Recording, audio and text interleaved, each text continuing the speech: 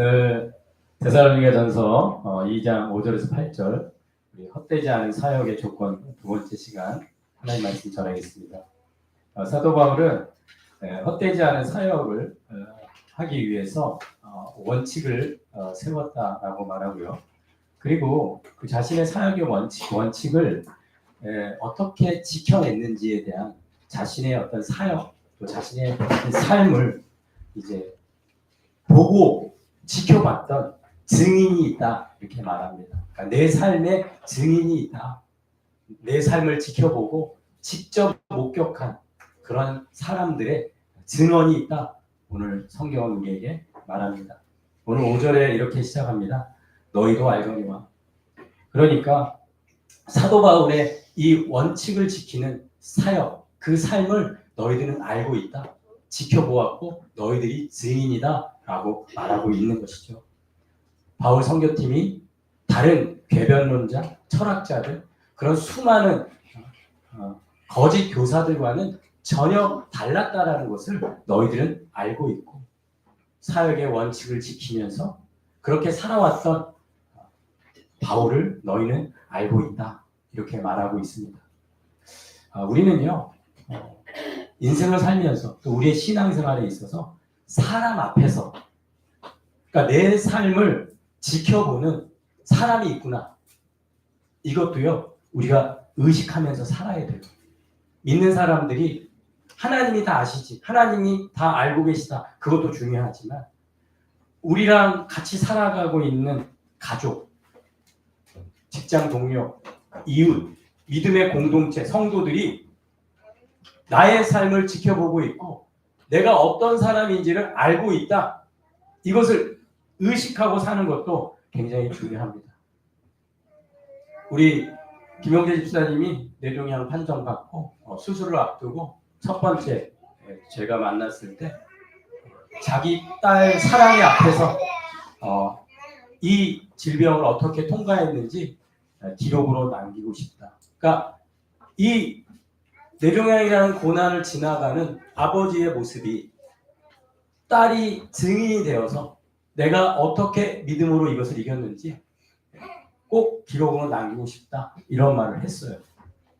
우리는 내가 가지고 있는 믿음, 내가 가지고 있는 신앙이 나와 함께하는 가족이 또 직장 동료가 또 이웃이 증인이 되어서 진짜 믿는 사람이에요. 이분은 진짜 사랑의 사람입니다. 그렇게 알고 있는 증인이 있는 그런 믿음을 사시기를 주님의 이름으로 축원합니다. 우리가 알고 있는 위대한 다윗은요, 정말 하나님 앞에서 마음에 합한 사람이다 이런 인정을 받았는데 그런데 우리가 알겠지만은 다윗은요, 목욕하고 있는 여인을 바라보고 그 여인을 품고 싶은 욕망을 이기지 못해서 그렇게 왕의 권위를 이용해서 그 여인과 동침을 하고 근데 이 여인이 남편이 있어요. 근데 그 남편이 전쟁터에 나가 있으니까 그 우리아를 잠깐 불러서 너 아내와 좋은 시간 보내라. 자기의 범죄를 덮으려고 했습니다.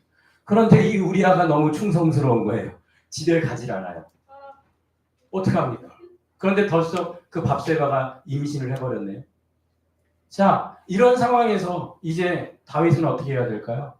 자신의 범죄를 숨기기 위해서 요압에게 우리아를 전쟁터 앞에 내보내라. 근데 요압이 참 총명한 사람이에요. 이 왕의 지시가 뭔지를 이해를 했습니다. 그래서 어떻게 합니까? 우리아는 전쟁터에서 죽습니다. 어때요? 사람들 앞에서는 이 다윗의 위대한 왕이 모든 범죄를 숨길 수가 있었습니다. 이렇게 우리는 사람들 앞에서 인정받고 사람들이 볼 때 훌륭한 사람인 것처럼 보이지만 그런데 나단 선지자가 다윗을 찾아왔을 때 다윗은 그때 무너지죠. 누가 알고 있었습니까? 하나님이 알고 있었다는 것이죠. 하나님이 다윗을 보았고 다윗의 그 추악한 죄악을 분명히 보고 있었다라고 성경은 우리에게 말합니다. 그때 다윗은 하나님 앞에서 제가 죄인입니다.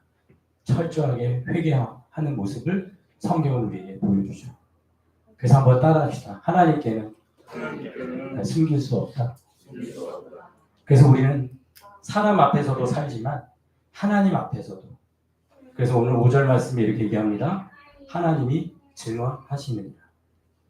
바울은 하나님 앞에서 내가 어떻게 살았는지 하나님이 증인이 되시기를 요청하고 있고, 그런 하나님이 내 삶의 증인이다라고 분명히 말하고 있다라는 것이죠. 그것이 자신의 삶을 변호하는 하나의 방법이었다라는 것은 굉장히 중요해요. 그만큼 바울은 하나님을 증인으로 하나님 앞에서 하나님이 보고 있다라는 그 의식을 가지고 삶을 어떻게 한 거죠? 살았다라는 거죠. 이게 굉장히 중요합니다. 우리가 이 세상을 살지만 하나님이 보고 있고 하나님이 증인이다라는 사실을 인식했을 때 우리는 세상과 다른 기준으로 살게 되는 줄로 믿습니다. 세상과 똑같은 기준으로 살지 않고, 왜요? 하나님이 보고 계시니까 세상과 다른 기준으로 살게 되는 거죠. 그러니까 어떻게 삽니까? 오늘 5절에 바울이 이렇게 살았다고 얘기합니다. 우리가 아무 때에도 아첨하는 말을 하지 않았다 이렇게 얘기합니다. 자, 이 아첨한다라는 건 뭐죠? 그 자기의 이익을 위해서 누군가를 기쁘게 하는 거 아닙니까? 그리고 어떤 이득을 취하기 위해서, 어떤 돈이나 긍정적인 가치를 얻기 위해서 환심을 사려고 말하는 거, 행동하는 거, 어떤 기만적인 언어, 공허한 칭찬, 속여서 어떻게든 받아들이게 하고, 어떤 거짓 약속, 이러한 아첨하는 말을 통해서 자기의 이익을 추구하지 않았다라고 얘기해요. 이건 세상과 하나님 앞에서 다른 삶을 살아가는 바울의 모습을 말하고 있는 거죠. 그리고 탐심의 탈을 쓰지 아니했다. 어떤 탈이라는 거는 숨기려는 어떤 가식, 어떤 망토, 이런 의미를 가지는데, 그러니까 자신의 실제 의도를 숨기려고 했던, 자기에게 있던 어떤 물질적 이득을 찾기 위해 어떻게든 자기를 숨기는 어떤 탐심의 탈을 쓰지 않았다라고 얘기하는 것이죠. 우리 마음에는요, 가지고 있지 않은 어떤 것에 대한 욕망이 있고요, 또 이미 있는데 더 가지려는 또 욕망이 있습니다. 그리고 이런 탐심은요, 내적인 동기이기 때문에 다른 사람들한테 잘 드러나고 들키질 않습니다. 목회자들 중에도 마찬가지겠죠. 어떤 부나 권력이나 높은 명성을 위해서 목회를 전념하는데, 사람들은 하나님의 종으로서 최선을 다한다 라고 생각할 수 있게 만들 수 있다라는 거예요. 이게 탐심의 탈이라는 거죠. 왜요? 탈을 쓴다라는 거는 다른 사람들이 볼 때는 훌륭하게 볼 수 있는 거죠. 바울은 그렇게 하지 않았다라는 거예요. 왜요? 판단하시는 유일한 하나님, 하나님이 증언하시기 때문에, 그래서 자신은 그렇게 살 수 없다라는 거예요. 왜요? 하나님이 보시니까. 하나님이 내 삶을 증언하시기 때문에 나는 그렇게 아첨하는 말, 탐심의 탈을 쓰고 사역하지 않았다라고 말할 수 있는 것입니다. 오늘도 우리가 인생을 살면서 하나님 앞에서 아첨이나 탐심의 탈을 쓰지 아니하는 믿음의 사람 되기를 축복합니다. 그래서 우리는 세상과 다른 기준 한번 따라합시다. 아무것도 없는 자 같으나 모든 것을 가진 자다. 그래서 우리가 세상 사람들이 볼 때 저 사람은 진짜 어떻게 있는 게 없어, 아무것도 없어. 그런데 나는 모든 것을 가진 자입니다. 하나님 앞에서 부유한 자입니다. 그런 믿음의 사람 되시길 축복합니다. 사람들이 볼 때는, 사람들이 평가할 때는 이렇게 쳐다봐도 내 안에 보물 예수 그리스도가 내 안에 있다. 그래서 모든 것을 가진 자다. 그게 하나님을 증인으로 살아가는 믿음의 사람인 것입니다. 그래서 솔직히요, 우리 바울, 실루아노, 디모데 세속적인 기준으로 볼 때 그 살아간 날 동안 가난하고 약하고 불명예 없고 환난 이렇게 당하면서 그렇게 살았잖아요. 그렇기 때문에 세상 기준으로 볼 때는 실패한 인생처럼 보이지만, 그 어떤 세상의 목적을 달성하지 못한 사람처럼 보이지만, 아무것도 없는 자 같으나 모든 것을 가진 자로서 하나님 앞에 인정받는 하나님의 사람이었음을 우리는 꼭 기억을 해야 됩니다. 그래서 우리는 나에게 주어진 삶을 바라보는 건강한 생각 가지고 있어야 돼요. 그 생각이 뭡니까? 오늘 6절입니다. 다 같이 한번 읽어보겠습니다. 시작. 또한 우리는 너희에게서든지 다른 이에게서든지 사람에게서는 영광을 구하지 아니하노라 이렇게 말씀합니다. 그러니까 사람에게서는 영광을 구하지 않는다. 자, 왜 그렇게 됐어요? 사람에게 영광을 구하지 않게 된 이유가 뭐예요? 무엇을 발견했어요? 하나님의 영광을 발견한 줄로 믿습니다. 하나님의 영광을 얻기 위하는 사람은 사람에게 영광 얻는 것에 관심이 없고 이제 사람의 칭찬이나 어떤 나의 탐심이나 욕심이나 이런 동기부여로 움직이는 인생이 아니라 하나님이 영광, 하나님이 나를 지켜보고 있다라는 그 동기가 나를 움직이고 있다. 그 당시 궤변론자들은요, 지금으로 치면 어떻게 보면 슈퍼스타 같은 사람들이에요. 그러니까 이 사람 그러면 다 알아보는 사람인 거죠. 그러니까 그런 명성, 인정, 영예, 명예, 명망, 어떤 이런 세속적 인기를 얻기 위해서 그 많은 가르치는 궤변론자들, 철학자들이 이동하면서 그렇게 많은 사람에게 주목을 받고 싶어 했다는 것이죠. 그런 사람의 영광, 이거는 너무나도 매혹적이고 너무나도 많은 사람들을 갉아먹는 유혹이라는 사실입니다. 사람에게서 얻고자 하는 그 영광. 그런데 예수님께서는 이 사람의 영광을 추구하는 사람들을 향해 그의 가장 큰 문제점을 이렇게 말씀합니다. 자, 요한복음 5장 41절입니다. 예수님께서 나는 사람에게서 영광을 취하지 아니하노라. 왜 사람에게 영광을 취하지 않느냐? 그 이유가 뭐냐? 42절 다 같이 읽겠습니다. 시작. 다만 하나님을 사랑하는 것이 너희 속에 없음을 알았노라. 이렇게 얘기합니다. 하나님의 사랑이 없기 때문에, 하나님을 사랑하지 않기 때문에 사람의 영광을 구하는 것이다. 왜 인생들이 세상의 영광을 추구하고 살아가느냐? 하나님이 없기 때문에, 하나님을 모르기 때문이다. 하지만 하나님을 사랑하고 하나님을 믿는 자들은 사람의 영광에 관심이 있다 없다? 없다. 예수님은 이렇게 말씀합니다. 그러면서 너희가 서로의 영광을 취하고 유일하신 하나님께로부터 오는 영광을 구하지 아니하니 어찌 나를 믿을 수 있겠느냐?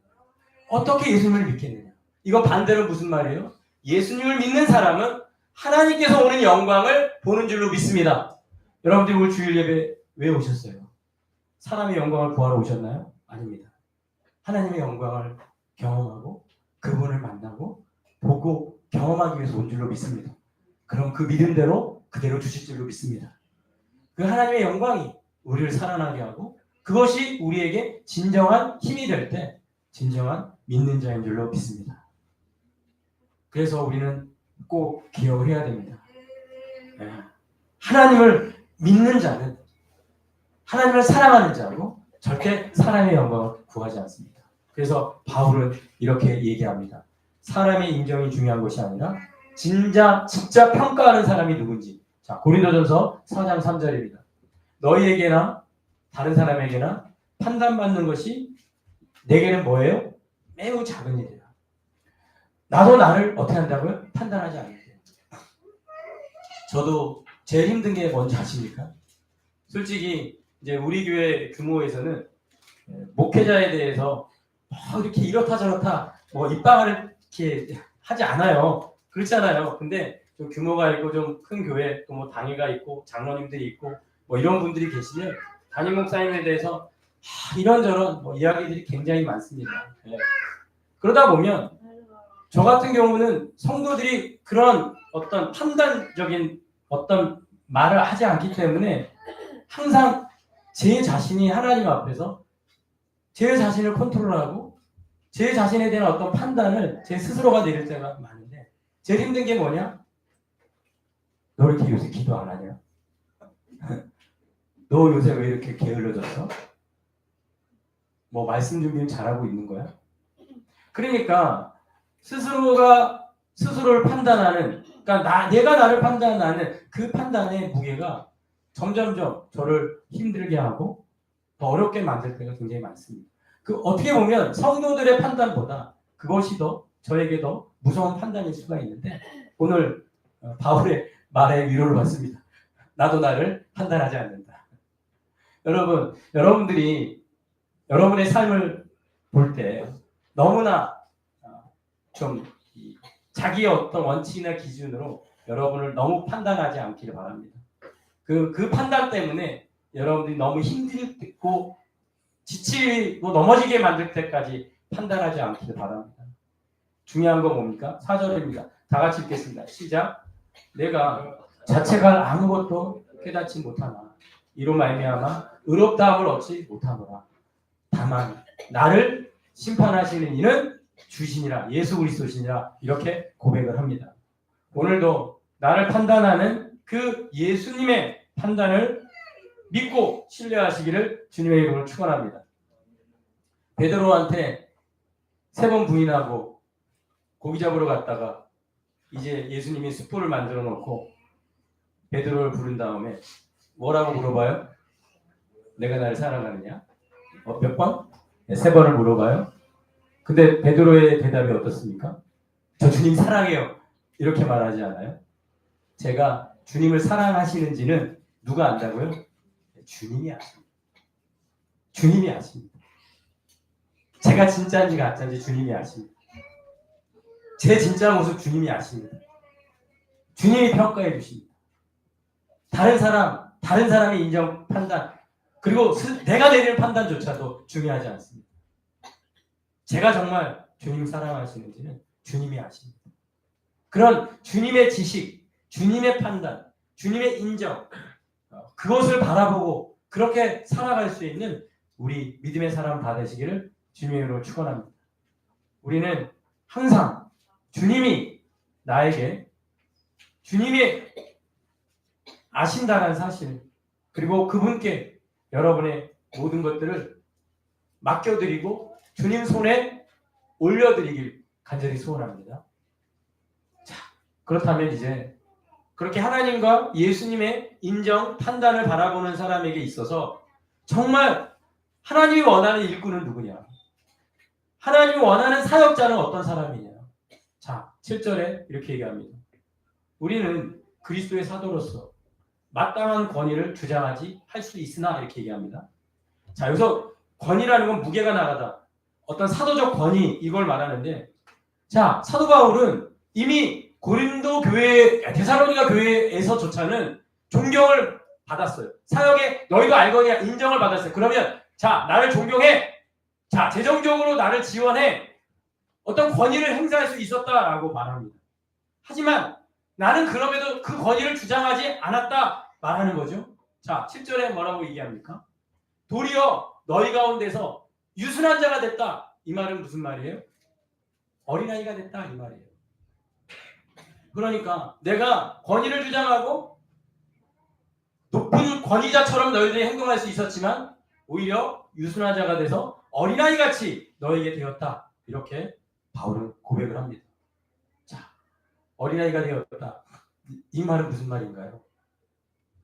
자, 제자들이 예수님한테 천국에서 큰 자가 누굽니까? 이런 질문을 했습니다. 그랬더니 예수님이 어린아이 하나를 세운 다음에 어린아이같이 되라라고 말씀해 주셨어요. 그러면서 그 어린아이같이 된다라는 말은 뭐냐? 자신을 낮추는 거다. 이렇게 말씀해 주셨어요. 우리가 스스로를 낮추는 사람, 어린아이가 되는 그러한 사람을 주님이 천국에서 어떻게 해요? 큰 자라고 말씀해 주시는 거거든요. 그런데 우리는 이 말씀을 들으면서 어떤 생각을 하냐면, 아, 내가 낮아지면 높여주실 거야. 이런 생각을 또 깔고 이렇게 낮아지는 경우가 있습니다. 그런데 성경은요, 우리에게 낮은 위치에서 이렇게 섬기는 사람은 언젠가는 위대한 자리에서 하나님께서 다 갚아주실 거다. 그래서 저도 이제 좀 목회를 크게 하시고 또 부흥하고 뭐 이런 목사님들 설교를 들어보면 제가 예전에 과거에는 이렇게 섬겼습니다.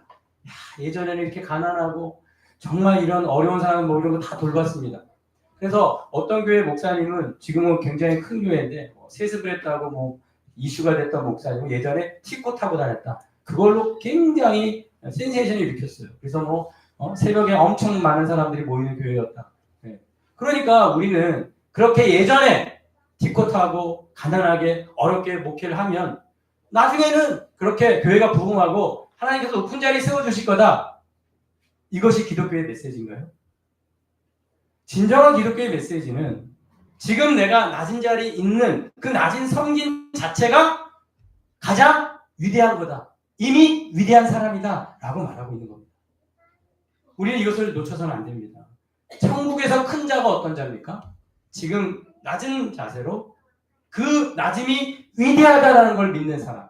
그래서 꾸준히 그 낮음을 추구하는 사람. 그 사람이 어떤 사람이다? 천국에서 큰 자인 줄로 믿습니다. 그러면서 예수님께서 그렇게 설명한 거 한 다음에 어린아이 하나를 영접하면 그리고 작은 자 하나를 신촉시키지 말고 업신여기지 말라. 계속해서 말씀하면서 양 100마리가 있는데 한 마리가 잊어버리면 그 99마리 놔두고 한 마리를 찾아가지 않겠느냐 얘기하면서 뭘 얘기하냐면 영혼 사랑을 얘기합니다. 한 영혼, 지극히 작은 자 한 사람, 그 영혼을 섬기는 게 낮아지는 거다라고 연결을 시키세요. 자, 이제 사도 바울은 자기가 권위를 행사할 수 있었지만 어린아이같이 된 이유가 뭐냐? 자, 8절 이렇게 얘기합니다. 우리가 이같이 너희를 사모하여 이렇게 얘기합니다. 영혼을, 데살로니가 영혼을 내가 사랑했다, 사모했다. 그러니까 하나님이 증인이시고 권위를 행사하지 않았는데 그 이유는 뭐냐? 너희를 사랑하기 때문에. 한 영혼을 내가 집중했기 때문에 그 영혼을 내가 섬기기 위해서 그렇게 했다라는 거 아니겠습니까? 바울은 여기서 사모했다라고 얘기했을 때 이중적으로 얘기하는 거겠죠. 현재 데살로니가를 떠나 있지만 여전히 너희를 사랑하는데 과거에도 여전히 너희를 사랑했었고 지금 데살로니가전서를 쓰고 있는 지금도 너희를 사랑하고 잊지 못하고 있고 너희들에게 어떻게든 가고 싶어하는 그 사모함을 사도 바울이 표현하고 있는 거죠. 그리고 성경은 진정한 사랑은 어떤 사랑이냐? 목숨까지도 주는 사랑이다. 자, 8절 계속해서 보면 하나님의 복음뿐만 아니라 뭐까지도? 우리의 목숨까지도 너희에게 주기를 뭐했다고? 기뻐했다라고 사도 바울은 고백합니다. 자기의 목숨까지도 바칠 각오를 했다라고 고백을 하는 거죠. 자, 여기 목숨이라는 단어가 푸시케라는 단어인데요.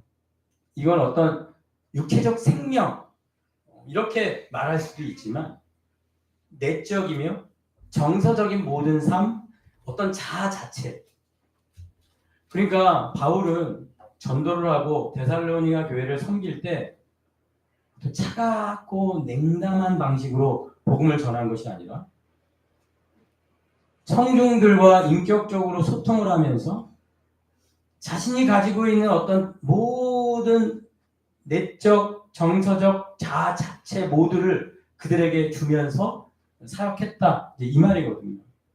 그러니까 예를 들어서 데살로니가 성도들에게 부담을 주기 싫어서 고된 노동을 통해서 생계비를 만들면서까지. 그러니까 바울은 모든 자원, 시간, 에너지, 사람, 그리고 지혜, 자기의 재산까지도 그 목숨까지 내어주기를 기뻐했다라고 바울은 고백하고 있는 것입니다.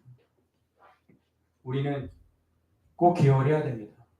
바울이 전한 복음은 그 바울의 전한 복음의 주님이시고 바로 그리스도이신 그 구원자에게 걸맞는 사역자가 됐다라는 거죠. 그러니까 목숨까지도 십자가에 내어주신 예수님처럼 자신도 목숨까지 내어주는 사역자로 살았다라고 성경은 우리에게 말하고 있는 것입니다. 그래서 사도 바울은 그리스도의 사역을 너무나도 본받은 사역자였죠. 그래서 마가복음 10장 45절 바울의 사역과 너무나도 같은 예수 그리스도의 고백이 있습니다. 다 같이 읽겠습니다. 시작.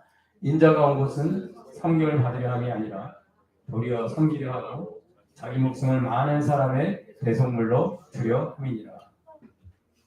섬김을 받으려 오지 않았고 도리어 섬기려고 마땅히 자신의 권위를 주장할 수 있지만 어린아이가 된 것은 섬기고 자기 목숨을 많은 사람의 대속물로 주신 예수님처럼.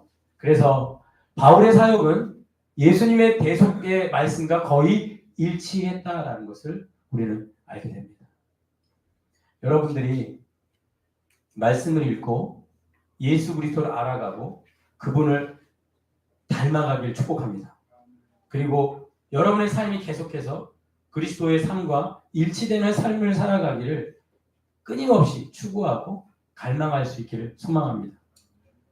바울은 그렇게 원칙을 세웠고 그렇게 살아가겠다라고 다짐했고 또 그렇게 살았음을 성경은 우리에게 알아주고 있는 것입니다. 그러면서 사도 바울은 마지막으로 이렇게 말합니다. 8절 너희가 우리의 뭐가 된다고요? 사랑하는 자 됩니다. 이렇게 얘기합니다. 이 바울이 쓴 편지 중에서 오늘 나와 있는 어떤 이런 교회에 대한 어떤 깊은 감정을 표현하는 표현이 이렇게 많지가 않습니다. 그러니까 데살로니가 교회 이 성도들을 향한 이 바울의 어떤 깊고도 이 사랑하는 자가 됩니다. 이거는 계속해서 지속적인 사랑을 말하는 거거든요. 그러니까 너무나도 깊고도 지속적인 사랑을 내가 강력한 방식으로 가지고 있다는 것을 바울이 데살로니가 교회에 지금 전달하고 있는 거거든요. 이렇게 사랑하는 자가 되고 있고 여전히 사랑하는 자이기 때문에 나의 사역이 이 사랑에서 기초했고 그 사랑은 누구의 사랑입니까? 예수 그리스도의 사랑인 줄로 믿습니다. 그래서 우리는 꼭 기억해야 됩니다. 자, 주님을 사랑한다. 베드로가 아까 3번 물어봤을 때 내가 주님을 사랑하는지 주님이 아십니다. 3번 대답을 했을 때 예수님께서 그 다음에 뭐라고 얘기해요? 내 양을 먹이라, 내 양을 치라 라고 말씀을 하죠. 그러니까 이 말은 무슨 말이에요?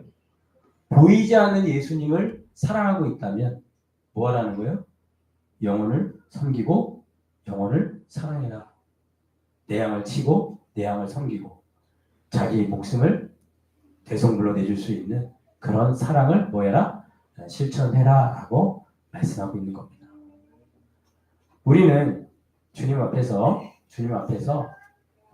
주님을 사랑하는 만큼 그 사랑한다고 고백하고 보이지 않는 하나님을 어떻게 바로 어린아이처럼 낮은 자가 되어서 한 영혼을 섬기고 사랑하고 돌보는 그런 믿음의 사람으로 세워지기를 주님의 이름으로 축원합니다.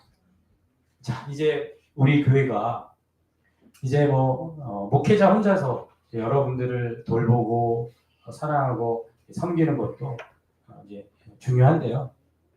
이제는 우리 교회가 이제 한 단계 더 이제 하나님 앞에서 좀 세워져 가려면 이 성도들 사이에 영혼을 돌보고 사랑하고 기도해주는 그런 역사가 정말 일어나야 될 줄로 믿습니다. 그래서 이제 우리 교회에 좀 소그룹에 대한 어떤 논의나 그리고 서로를 좀 돌아볼 수 있는 어떤 소그룹의 관계성 이런 부분들을 좀 같이 고민하면서 세워져 나갔으면 좋겠습니다. 그래서 실제로 영혼을 사랑할 수 있는 어떤 그런 뒷받침 될 수 있는 어떤 조직 이런 부분들을 우리 교회에 주님께서 꼭 허락해 주시도록 여러분 같이 마음 모아 기도해 주시기 바랍니다. 그래서 우리 서로 영혼을 섬기고 사랑하는 그런 믿음의 교회 다 되시길 축복합니다. 네, 기도하겠습니다. 살아계신 하나님 아버지 감사합니다.